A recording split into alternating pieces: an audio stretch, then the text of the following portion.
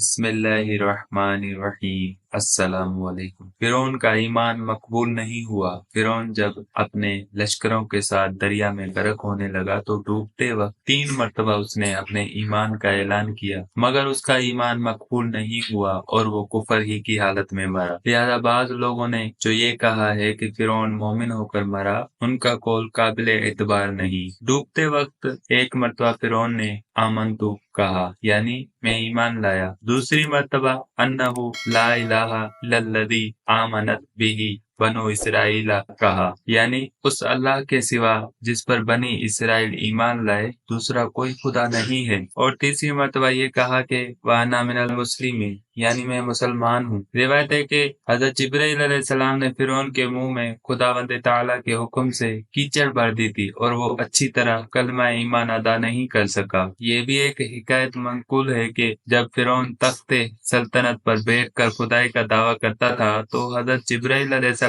आदमी की शक्ल में उसके पास ये फतवा तलब करने के लिए तशरीफ ले गए कि क्या फरमाते हैं बादशाह उस गुलाम के बारे में जो अपने मौला के दिए हुए माल और उसकी नेमतों पर पला बढ़ा। फिर उसने अपने मौला की नाशुक्री की और उसके हुकूक का इनकार करते हुए खुद अपनी सियादत का ऐलान कर दिया, बल्कि खुदाई का दावा करने लगा। तो फिरौन ने उसका जवाब ये लिखा कि ऐसा गुलाम जो अपने मौला की नाशुक्री करके अपने मौला का बागी हो गया, उसकी सजा यही है कि वो दरिया में गर्क कर दिया जाए। चुनांचे जब डूबते वक्त फिरौन पर मौत का गरगरा सवार हो गया तो हजरत जिब्राइल अलैहिस्सलाम ने फिरौन का वो दस्तखती फतवा उसको दिखाया। उसके बाद फिरौन मर गया। अल्लाह ताला ने कुरान अजीम में इस वाक़े का जिक्र फरमाते हुए इरशाद फरमाया, पारा नंबर 11 सूरह यूनुस आयत नंबर 90 से 92 तक। तर्जुमे कंजुल ईमान। और हमने बनी इसराइल को दरिया पार ले गए तो फिरौन और उसके लश्करों ने उनका पीछा किया सरकशी और जुल्म से, यहाँ तक कि जब उसे डूबने ने आ लिया तो बोला, मैं ईमान लाया कि कोई सच्चा माबूद नहीं सिवा उसके जिस पर बनी इसराइल ईमान लाए, और मैं मुसलमान हूँ। क्या अब और पहले से नाफरमान रहा और फसादी था, आज हम तेरी लाश को इतरा देंगे कि तू अपने पिछलों के लिए निशानी हो, और बेशक लोग हमारी आयतों से गाफिल हैं। फिरौन के गर्क हो जाने के बाद भी बनी इसराइल पर इसकी हैबत का इस दर्जा दबदबा छाया हुआ था कि लोगों को फिरौन की मौत में शक व शुबा होने लगा। तो अल्लाह ताला ने फिरौन की लाश को खुश्की पर पहुंचा दिया और दरिया की मौजों ने उसकी लाश को साहिल पर डाल दिया, ताकि लोग इसको देख कर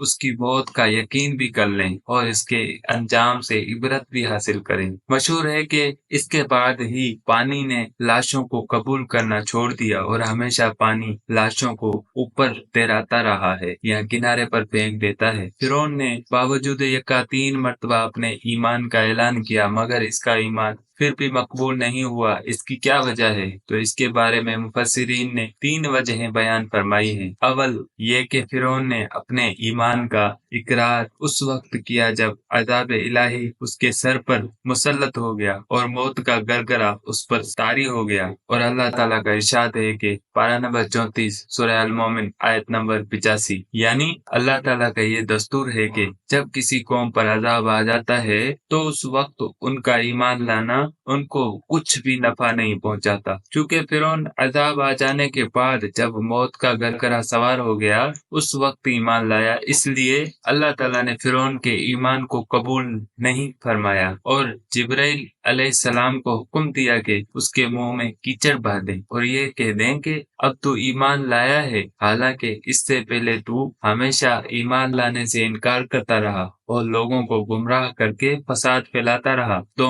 दूसरा कौल ये है कि खुदा की तौहीद के साथ रसूल की रिसालत पर भी ईमान लाना जरूरी है। और फिरौन ने ला इलाहा इल्लल्लज़ी आमनत बिही बनो इसराइल पारा नंबर 11 सूरह यूनुस आयत नंबर 90 कहा, यानी सिर्फ खुदा की वहदानियत का इकरार किया और हजरत मूसा अलैहिस्सलाम की रिसालत पर ईमान नहीं लाया, इसलिए वो मोमिन ना हो सका।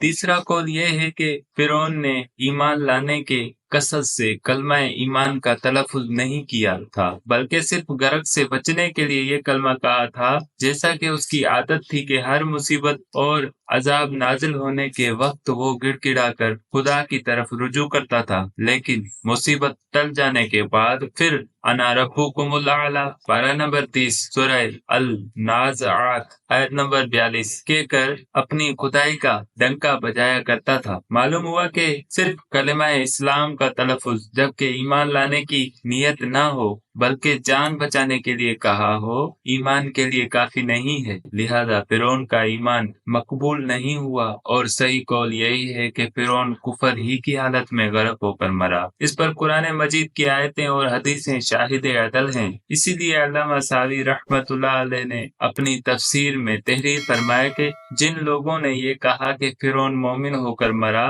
ان لوگوں کا قول قابل اعتبار نہیں ہے۔ واللہ تعالی عالم۔ السلام علیکم۔